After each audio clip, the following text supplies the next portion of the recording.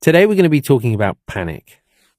So when something happens like this, as is happening right now, for a lot of people, it's really hard not to panic. And the temptation is to allow that panic to go beyond our thinking, into our feeling, and into physical actions. And we see it, right? We see it happening in whether it's panic buying in shops or medical sort of devices. There's a sense of almost hysteria that takes place.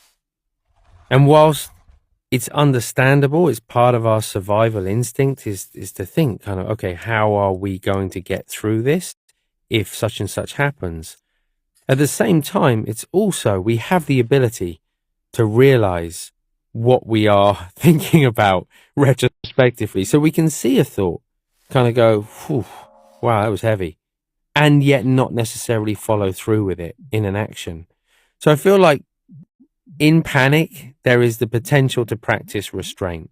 And that's restraint for all of us. There are things that all of us are going to need to do. At the same time, the world is bigger than us alone. We live as part of a community, as part of nations. And it's really important that we have a sense of what all of us need, not just ourselves, but everybody. And if we keep that in mind, then actually, all of a sudden, the panic really starts to subside. Partly because there's a sense of shared human condition. We're all in this together. Partly because we're focused on others rather than just ourselves. But also, so I think there's just a feeling that there is no need to necessarily buy in to that thinking. That thinking is a natural reaction to new information.